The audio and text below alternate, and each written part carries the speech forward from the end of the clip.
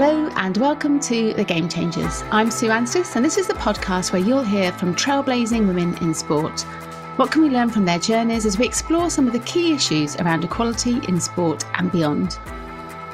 Firstly, I'd like to say a really big thank you to our partners, Sport England, who support The Game Changers through the National Lottery. My guest today is transforming the way women talk about their bodies. Dr. Emma Ross is the former Head of Physiology at the English Institute of Sport, where she led the smartHER programme, educating coaches and athletes about the female body in high-performance sport. Since then, Emma's worked with everyone from elite athletes and top coaches through to head teachers and schoolgirls, passionate about making sport a better environment for all women. In 2020, Emma co-founded the Well HQ, an organisation that educates and empowers women to understand their bodies and use that knowledge to thrive in sport, health and life. And in recognition of all she's doing for the well-being of women and girls, in 2021, Emma received the Sunday Times Sportswoman of the Year Changemaker Award.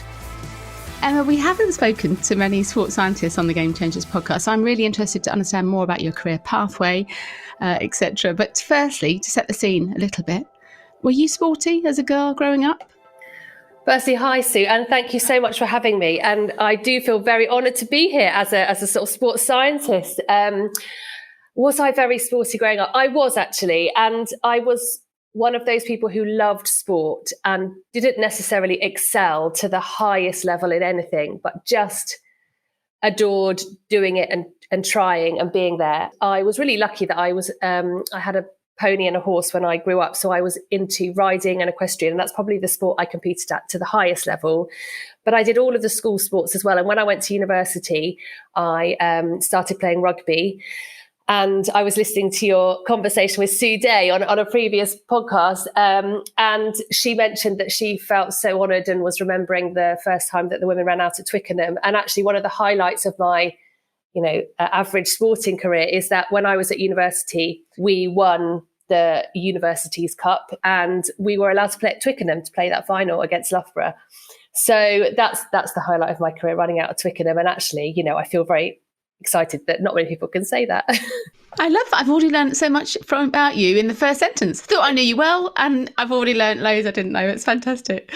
And I know you're also a keen runner now, so you've done some marathons and ultras. So what is it that you loved about running, and how did you find that? When I took my boots off after Twickenham, I think that was probably one of the last times I played rugby, because I knew that if I was going to pursue that and definitely not a career, but as a hobby that really sort of fulfilled my sporting needs, it was going to hurt. And I wasn't physical enough. I wasn't powerful enough to sort of move up a level. And I just needed something to do that was flexible. And I just started running, and someone said, do you want to run the London Marathon in aid of a charity? And sadly, a couple of years before that, my sister had passed away from a rare neurodegenerative condition, and it was her charity that asked me. So of course I was like, yes, that'd be amazing. And that's when I caught the running bug, actually. And I'd never really been a runner apart from to do the sports that I had enjoyed. But yeah, doing the London Marathon for the first time was life-changing. Just again, I was very average, but I was plodding along the streets of London, just, with the crowds and the atmosphere, and it was amazing. So that was the bug bitten. And I went on to do some more marathons, but I kind of also then set my sights on things like Ironman triathlons. And so I did the Ironman triathlon in New Zealand, which was, again, amazing. But gosh, that takes a lot of time to train for, so that won't happen again. And then off the back of that, I did some ultra endurance running, which I loved. I think if you were to define my running, it's that I don't mind how long I run for, but don't ask me to run fast. So that's kind of my mindset. And I have to say that when I had children and I didn't have the time or probably the body to do those sorts of things and accomplishments, I really struggled with my relationship with running, because I'd always been pursuing these longer and longer and longer and bigger goals. And they had kind of sort of really fulfilled me and kept me running. And then suddenly to have to run for enjoyment was quite weird. But now I can safely say that it's my headspace, it's my, mental health salvation to go out for a lovely run in the spring sunshine. So that's my relationship with running now. And did you always have a passion to work in sports science? So where did that love come from? Do you know what? I was thinking about this the other day because I often have to go back and do sort of careers talks for students. And I was like, why did I end up where I ended up? And I think I actually had an ambition to be a PE teacher when I was going into university. But then the sort of science just grabbed me and I was like, wow, this is fascinating. And, you know, I just kept wanting to study it and stayed to do my PhD. And then I sort of fulfilled that teaching ambition by becoming a lecturer. So it was really a love of sport that got me to study sports science, but then this just curiosity and this whole new world of science and physiology and psychology that I just thought was fascinating. And yeah, I haven't left. And then that transition, you said you were lecturing at Brunel and then at Brighton. So how did you then end up at the English Institute of Sport? Yeah, so I spent probably nearly a decade working in universities, which, as I say, I really, really enjoyed. I love teaching, I love communicating, and I love when you get students who are really enthusiastic, you know, they you know, this is their life's path you're helping shape. So it was really brilliant. And as a lecturer, I was also a researcher. So I got to do really amazing research projects. Actually, we just mentioned the Ironman that I did. After that, I was working in New Zealand with another group of sports scientists, and we were preparing and then went on a trip to Everest. And we were researching the effect of low oxygen in the body, because that's what happens when you go to altitude, but it also has implications for how you might treat patients in critical care who have low oxygen saturation. And it was amazing. And I guess one of the things that defined my research was that I was taking research which had traditionally been done in a laboratory with sort of quite fragile equipment. And I was like, why don't we take it up a mountain? And I would strap this, you know, suitcases of these hundreds of thousands of pounds worth of equipment onto the side of a yak. And there we were trekking up the side of a mountain. And didn't really think anything of it because I thought, well, this is real life. This is really investigating real life. And I think that was my journey over to the applied world, because I had this real desire to bring fairly traditional and lab-based studies, which are very important, by the way, because they're very well controlled and very precise. But I wanted to bring them into the real world and say, okay, so we know what happens when you sit in the laboratory twiddling your thumbs, but what happens when you walk up a mountain? So I was really into applying research as much as I could, even when it hadn't been done before. So the transition over to applied science was actually quite a natural one, but I hadn't really thought of it until I had a conversation with someone at the English Institute of Sport who was just leaving his role and had vacated the Head of Physiology position.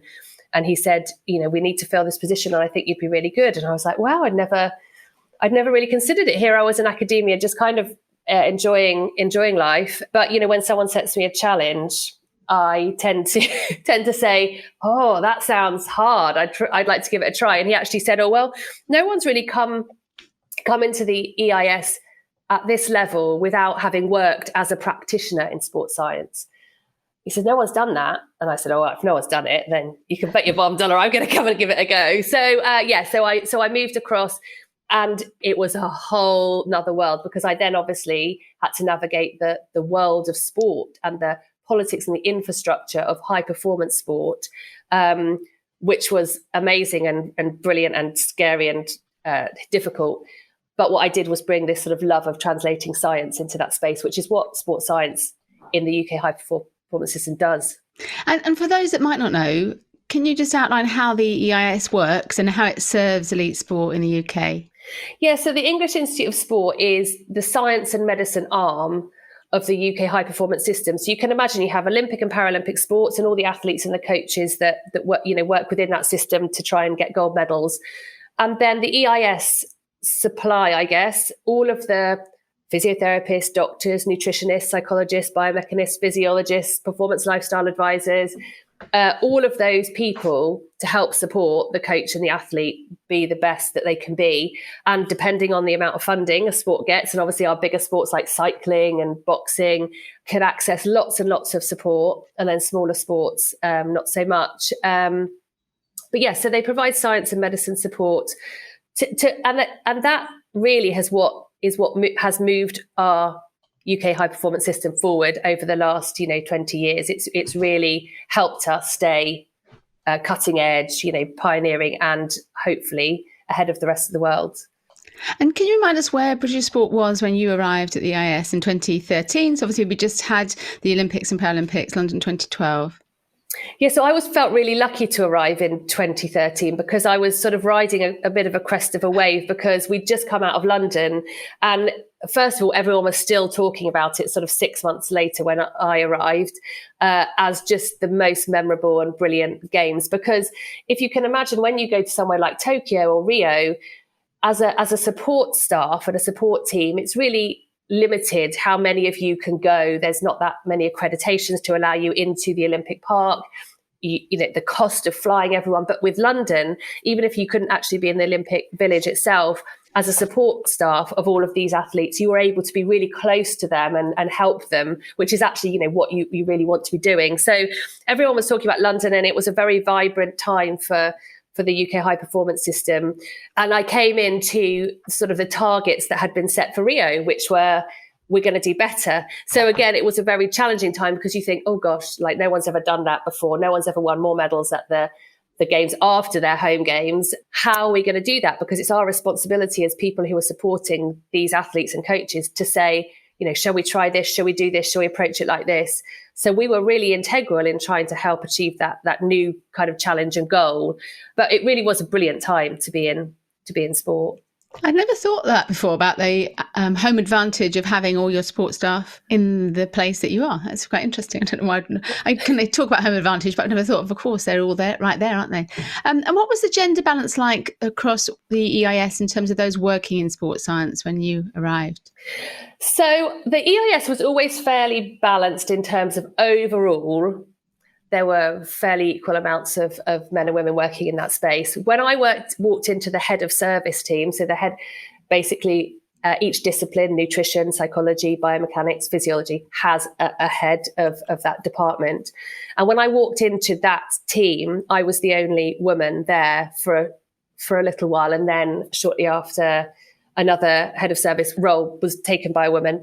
But we were very much in the minority. And so I was walking into essentially a very male space, all brilliant, brilliant people. But I suddenly was like, oh, that feels different. And it did feel really different. And then from that moment on, I was really interested in women in sport, you know, like how it feels to be a woman, how it feels for the athletes, how it feels for the people working around. I obviously looked around and went, actually, you know what? Not only is this sports science space filled with quite a lot of males, the coaching space, that is almost entirely males. And everyone I was working with, from performance directors through to heads of performance science, they were all men. And so it was the first time that I'd really sensed that, and I became really interested in why that was and how we could change it. And so moving on then to the smartHER programme. Is that how I say it? smartHER programme? Yeah. smartHER? smartHER, yeah. smartHER. It's sort of a play on words, but it's really annoying to have to say smartHER. Yeah, smartHER. But how did that start? And I guess you've almost set the seed in terms of your mind as how that started. But can you just talk us through how it began and why? So it really began by the senior leadership team of the EIS. So after Rio, after any Olympics, we do a big review of all of the, you know, stats and data and say what went well, what didn't go well. Oh, that happened. Why did that happen? And through that data trawl, the senior leadership team had become aware of this one particular stat that they wanted to explore further. And the data was that as we looked at our medal tally, our female athletes brought home about 35% of our medals. And in other countries who are very successful at sport and occupy the top half of the medal table, their female athletes usually brought home around half of their medals, sometimes even slightly more. And so the question was, why are our female athletes not bringing home as many medals as in the other countries? Full stop, question mark, go off and find the answer. And I don't believe that question was put to me, thinking there would be a simple answer. But as you can imagine, I had an absolute field day, because it's just it's a rubbish question in the fact that it has no answer, and how could you ever answer it, and how would you ever know what the answer was? But equally, it was a brilliant question because it allowed me to explore the landscape of sport, right from participation and understanding, that girls were dropping out at twice the rate of boys, and we weren't engaging and retaining girls in sport very well at all. So the base of the pyramid was smaller, through understanding all of a girl's pathway from participation to podium and where the barriers were for her in that, understanding that girls who are on that pathway are reluctant to train full time because they see no female role models in sport. There's no female PDs.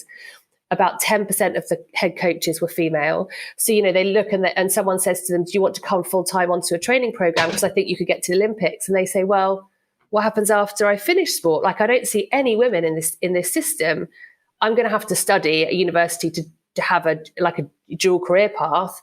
And obviously training and studying, it sort of doesn't accelerate you as much as training full time. So there was all these really interesting aspects of why we might not be creating a system where our females could win and access as many medals as in other countries.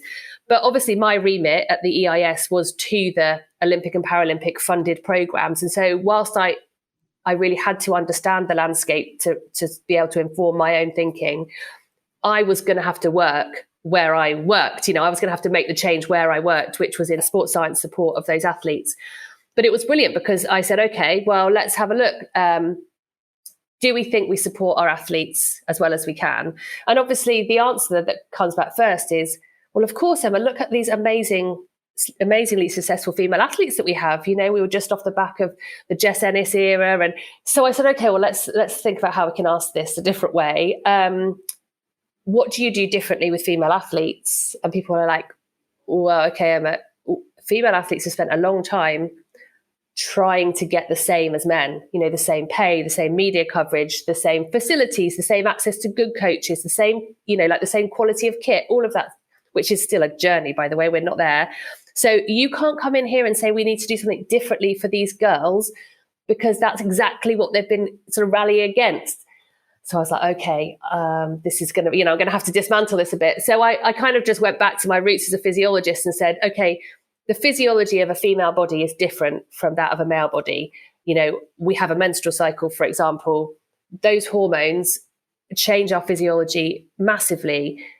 We have periods that we need to manage. We have breast tissue that we need to support in some way. And I started to sort of gather this list of things that either happens exclusively in a female body or that happens differently in a female body who's being trained and prepared for high performance. And that was my sort of compelling case to say, if you can tell me we're considering all of these things and we've created an environment where women can show up and talk about all of these things, then I will leave you be and say it's not our problem, it's somewhere down the pathway. But actually no one was doing, a fraction of the things on that list. No one was even acknowledging that they existed. And actually, we'd done a pretty good job of pretending that girls don't have periods. We don't talk about their breasts or their pelvic floors. We just kind of silence or ignore that so that we can concentrate on these women being powerful and strong and sporty, which we need to. But how much opportunity were we missing by ignoring the bits of our female body that we weren't talking about? And can you talk to me a little bit about the science and what science existed and the science around female athletes historically? So one of the first things I thought I would do, once I'd established that coaches and the sports science practitioners perhaps didn't do enough in terms of acknowledging that there were these female bits of the body and what do we do with them differently to train athletes in the best way that we can. Once I kind of knew that was happening, I thought, well, you know what?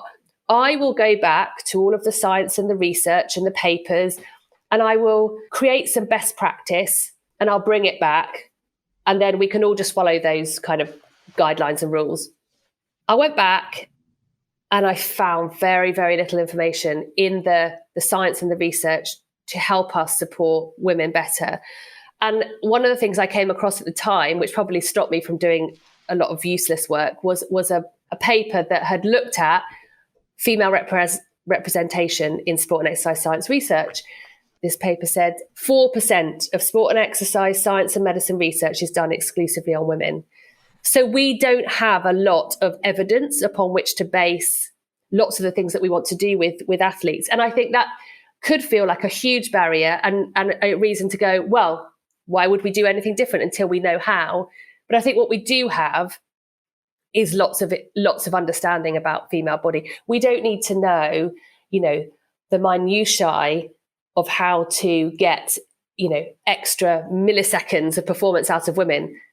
before we actually just treat women's bodies as women's bodies and understand they've got menstrual cycles and that their symptoms might be holding them back, or they've got pelvic floor issues that could be, increasing their injury risk. Or until we get the basics right, it's almost useless having advanced research into how to prepare women for peak performance, because we're not even doing the basics right. So there is a lack of science and evidence around the women's body, but we know enough to really get going. When you went to talk to those primarily male performance directors, coaches and so on, what was their reaction, and were you surprised by their reaction? It was often quite an intimidating space to walk into. So be invited to do a presentation to a group of people and walk in and realize that, yes, they were all, 40 and 50-year-old men. And I was dancing in there talking about periods and pelvic floors and bras and breasts. But actually, overall, they were super engaged because, women don't know enough about our bodies. So in 2019, there was a report by the Royal College of Obstetricians and Gynecologists about women's health in general, not necessarily related to sport. And its concluding remark was that at every life stage, women are woefully uneducated about their bodies. So we don't know enough. And the rise of chatter around the menopause and demands for better menopause treatment are because women have suddenly realized we haven't understood our bodies. We've been in the dark, and now you're telling me all this stuff. So we don't know enough about our bodies. So you can bet your bottom dollar that there's swathes of men who would love to, but have never been educated remotely about the parts of the women's bodies that we were talking about. So lots of these groups of men were fascinated and curious, and then we can't be trying to make rounder wheels, in cycling, and ignore the fact that we haven't made a saddle that fits the female body. So they got it. They absolutely got the opportunity. We had some pushback. Most of the pushback from the females were from people who had been in that system so long and had suffered so long. There's this sort of hangover of, well, I got through, I had period pains and I just got on with it. We need to get out of that habit, because actually now we know better, we can do better. And we've touched on, I guess, that prevalence of men as performance directors and coaches. But how do we then go forward to enable those men to feel comfortable talking to women and girls about periods and breast health and stress incontinence and so on, when many women don't even talk about those things themselves or with their families too?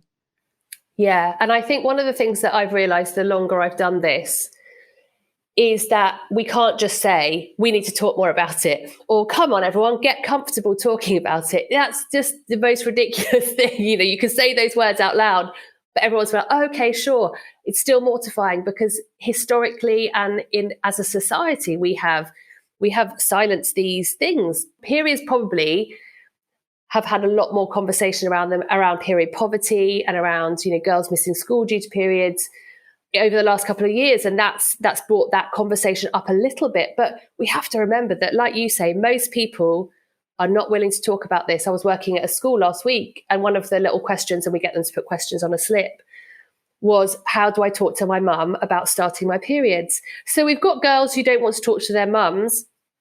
How do we say to a 17-year-old female athlete to go and talk to your 60-year-old coach who's not even related to you and is quite scary? So that's the biggest shift I think that needs to happen.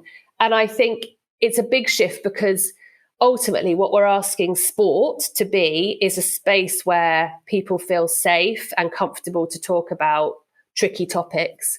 And whenever I mention creating comfortable spaces in sport, people get a bit nervous, because sport isn't meant to be comfortable.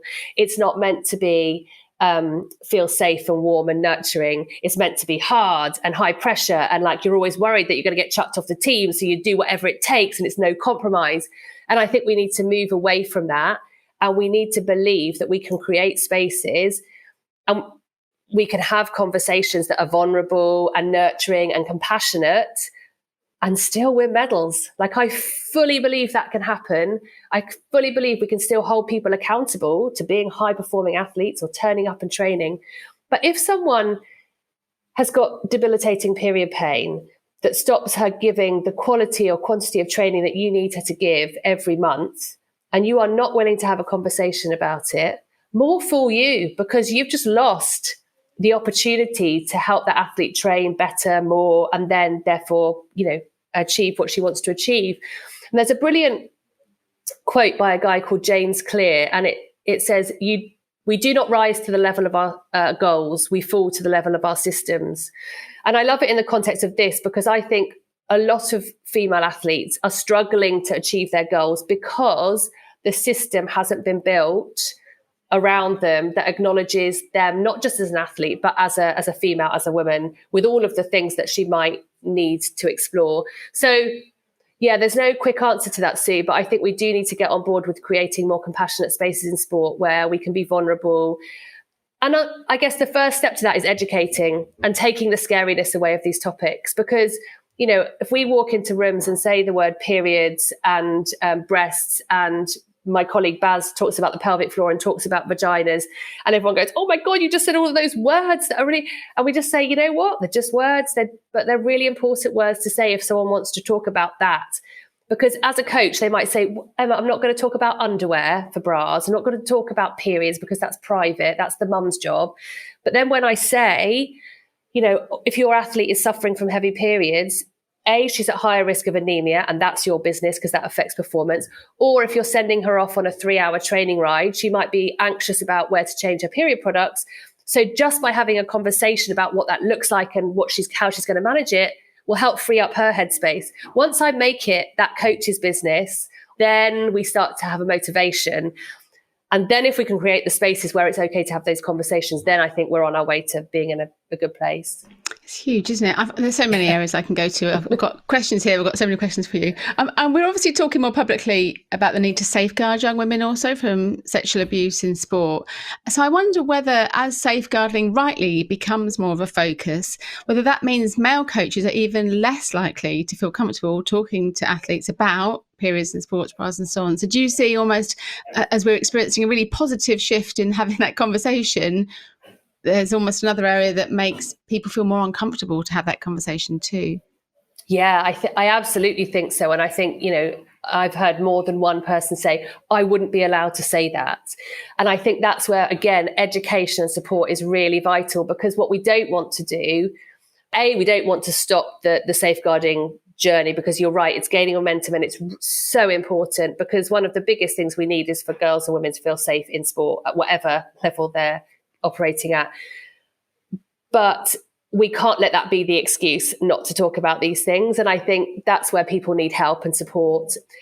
I guess it's, sometimes we use the journey of mental health as quite similar, in terms of that didn't get spoken about in sport. No one wanted to be vulnerable enough to share those struggles, but it was happening everywhere.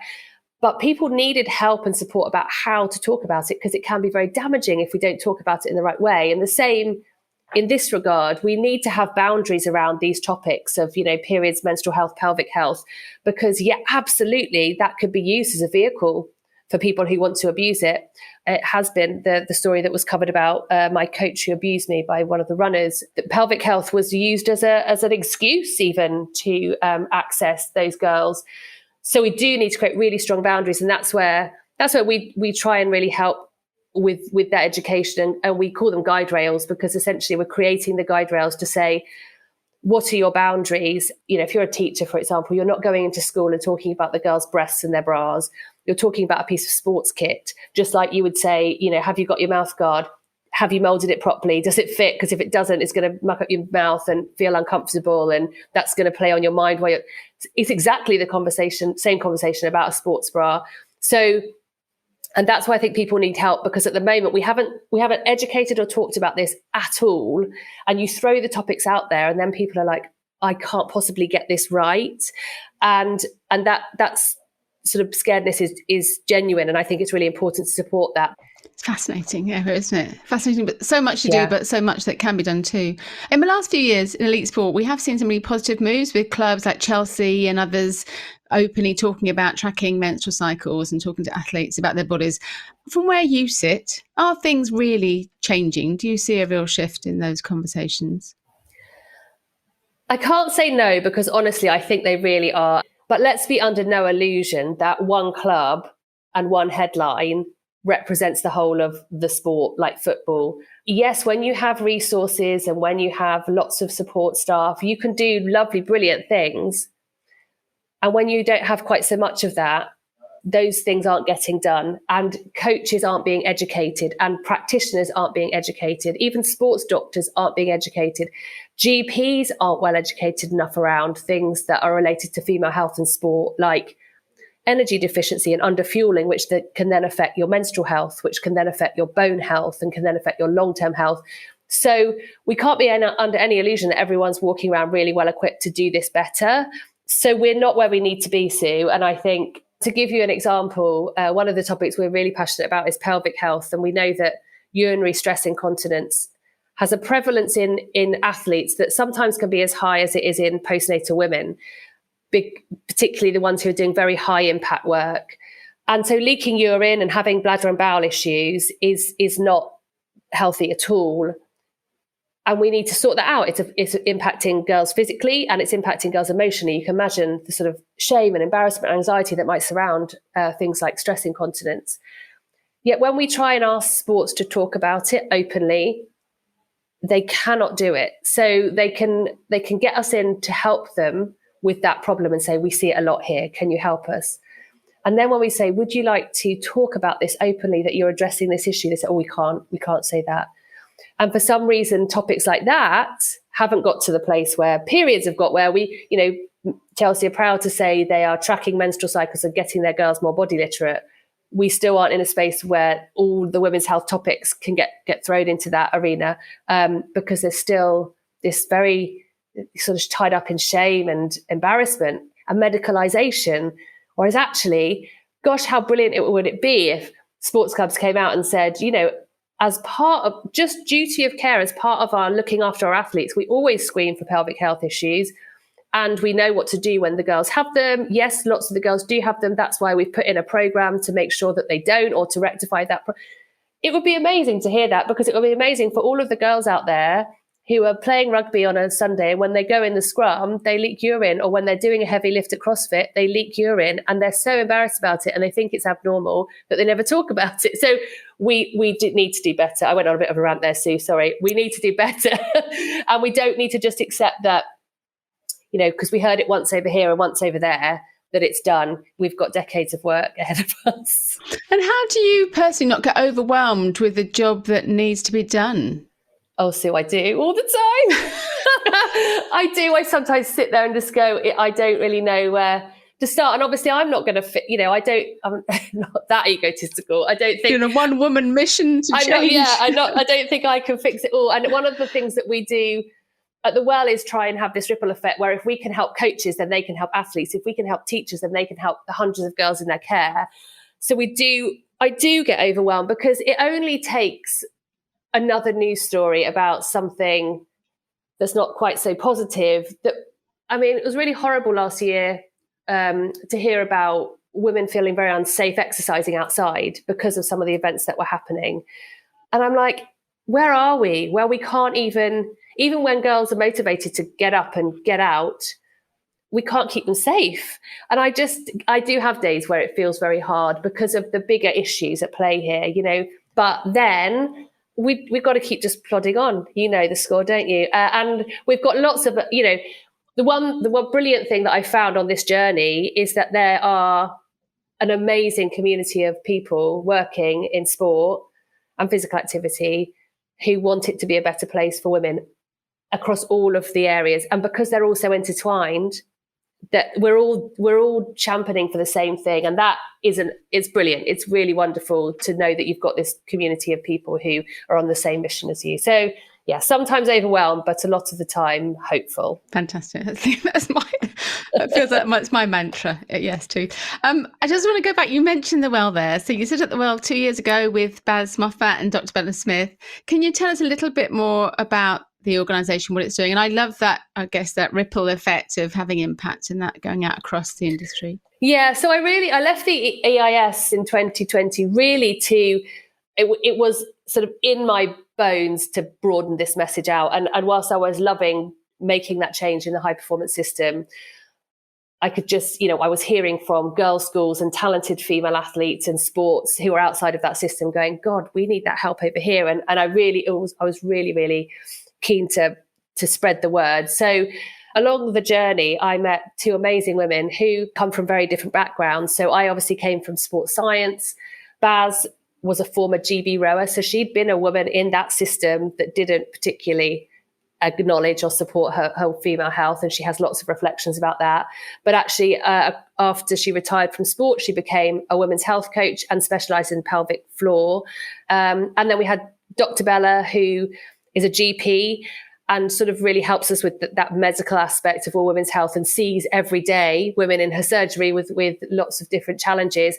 So we looked at us as a three and went, wow, across the woman's life, we probably have the experience and the expertise to really help acknowledge and support everything that's happening.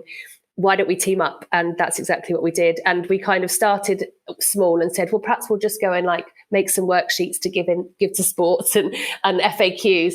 And they went, you know what, this is a big challenge, big problem. Let's go big and see where we can get. And I say go big, but just by giving ourselves a platform to try and reach as many people as we can. And yeah, that's our journey so far. We're loving it. It's really hard work, but we're loving it. And what we've found is that some people aren't ready yet. Some sports aren't ready yet to do this. They'll say to us, can you come in and do an hour? And could you cover off all of the life stages of a woman and perhaps all of those issues, menstrual health, pelvic health, breast health? Well, in 60 minutes. Well, we could try, but no one will be able to hear what we are saying in our speed talking fashion. So it's still a tick box, right? So it's still you can do women's stuff. And then once we've done it now, probably in the next Olympic cycle, we'll do it again. But there are sports that really get it. And they say, right, we know we need education. We know we need tons of it. And we know we then need to help people turn that into actual action. And we need to change culture. And so it's been brilliant to find those people because they will be the pioneers of changing their little parts of the system. So yeah, it's been an exciting journey, and we're learning lots about running our own business in particular, but just about changing and challenging, which is tricky. And one of those sports you mentioned there, England netball, you announced recently a relationship with them. So I just wanted to know what they're doing for the female athletes and what sets them apart perhaps from other sports at the moment. We've loved working with netball, mainly because they've really grabbed it with both hands, and they've gone. And perhaps it's because they are a sport proudly for girls and women. I mean, there is now also men playing, which is really brilliant, but proudly a sport for girls and women. And yet they had forgotten some of this stuff, it wasn't that they were leaving women out. They were just sort of empowering all these girls and women to play netball at every life stage. Yet they hadn't necessarily educated themselves and supported their players to understand their bodies and how to get the best out of them. They focused very much on netball and enjoying and performing at netball. And I think they probably thought, actually, gosh, if we're not doing this, as a sport that's played mainly by girls and women, and that has coaches who are girls and women, and as a sport who's got programs to try and encourage women back to netball after having their families, or walking netball for women in their older years, you're if we can't do this, who can? So they've really been brilliant at engaging with what this could look like. And really what we want to do is use netball as a vehicle to improve body literacy in women of all ages and of all levels, so that their bodies never hold them back from doing their sport. So they're never the ones who are saying, you know what, I've just come back from having a baby, I've started to play netball, I'm leaking, clearly my body is not up for sport anymore. Managing menopause symptoms through to girls at the other end who are starting, going through puberty. And we know that, we lose so many girls from sport, but also from netball and puberty. So if we can help girls understand their body better, can we help them stay in their sport? Because their sport is the thing that's helping them understand their body better. So we're working out a brilliant program that we're going to roll out across netball, right across their participation base, and then through to touching into the roses as well. So yeah, really excited for that work to come over the next couple of years. And you touched on that there, didn't you? That journey across a woman's life and how sport can impact that. So how do you feel sport and being involved in sport can help women through those different life stages? it's such an amazing experience, sport. So whether you are participating, whether you're going out for a run on your own, or whether you're doing team sports or you're part of a bigger sporting community, the first thing is it's such an amazing experience, emotional experience. So, when I run to feel free and to clear my head, and it's amazing. Whereas, you talk to other women and they're part of a team and they just love their family of sporting peers. So there's the really important experience of sport that sort of unites us, whatever we're doing across our life. But I think, again, going back to the scientist in me, we have non-negotiable evidence about the benefits of physical activity across all of our life stages, particularly as women, because we go through these different life stages to men. We start our periods when we're in puberty, and they can be painful and challenging and tricky. We might be pregnant, we might have babies, we might have a postnatal journey. We certainly go through menopause, where our hormones, again, go through this slightly chaotic period. And we know that exercise of some form, physically and emotionally, helps us through that stage, helps us through that process. It keeps us physically fit, it keeps us emotionally fit, and also it helps us navigate some of the added things that are physically and emotionally happening as part of being pregnant, being postnatal, going through menopause. And I think it's important for us not to put pressure on ourselves to think that we have to perform at the highest level across our whole life. Just moving our bodies is a really brilliant tool for helping navigate life physically and emotionally. And so it's so important that we give ourselves the best shot at having a really brilliant relationship with physical activity and movement across our life. We sort of fall out of love with sport so early as girls in our teenage years, when we become body conscious, when our bodies are hugely changing, and we think, you know what, on top of all of this that's happening, my boobs grew, or started my periods, I feel emotional, like I don't need sport as another thing to do. Once we lose girls there, we might have lost them for the rest of their life. So we really need to encourage people to be building up like really loving relationships with movement and finding a movement they love, because it can help us so much physically and emotionally as women. And I'm just going to finally ask, clearly there's so much that you have achieved and are going to go on to achieve too, but what are the plans that you have personally, perhaps for the next 5 years? I want to see change at the highest level. I don't think if we leave a lot of this change to, women themselves or the teachers, I think that's too much accountability to be put on those people. I sometimes use concussion as an example. If an athlete got concussed on the field of play and they came off and you said, do you want to go back on? They'd say, yeah, too right, I'm fine. Shake my head, give me a sponge and I'm off. And there are laws and rules that govern the fact that we need to look after that athlete. We need to not let them back on. We need to monitor their recovery, et cetera, and then they can go back in 2, 3, 4 weeks, whatever. Those rules are set in place to look after athletes, to care for them, and to make sure their journey in sport, whether it's participation through to podium, is long and healthy. We don't have that yet for girls and women in all of the aspects of health and our bodies that we work around. So I would love to be able to influence over the next few years at the highest level some governance and guidance and rules and regulations that ensures that any girl doing sport knows that they will be supported and nurtured, and that their health will be prioritised and not compromised, as I believe it is being currently. And so we can make sport, a much better place for girls and women by getting in at the highest level. So banging on number 10 or something. Watch out for me. Thanks so much to Emma for taking the time to talk to me. Every time we speak, I learn so much more. I really hope that you found the conversation useful too. If you'd like to hear more from other incredible female trailblazers in sport, head to fearlesswomen.co.uk, where you'll find details of all of my guests from this and the previous series. And if you're keen to hear more from sports scientists, then do look out for the episodes where I talk to Dr. Pippa Grange, the author and sports psychologist who transformed the England men's football team, and also to Dawn Scott, hugely respected sports physiologist who led the US national team to win 2 World Cups and Olympic gold. As well as listening to all the podcasts on the website, you can also find out more about the Women's Sport Collective, a free network for all women working in sport.